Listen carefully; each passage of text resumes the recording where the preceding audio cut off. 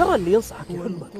أحد السلف يقول: اعلم أن من نصحك فقد أحبك. الله. فلما أسلما وتله للجبين وناديناه أن يا إبراهيم قد صدقت الرؤيا إنا كذلك نجزي المحسنين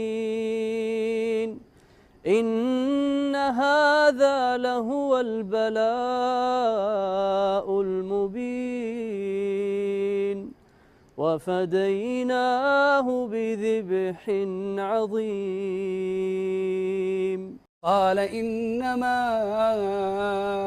أشكو بثي وحزني إلى الله وأعلم من الله ما لا تعلمون.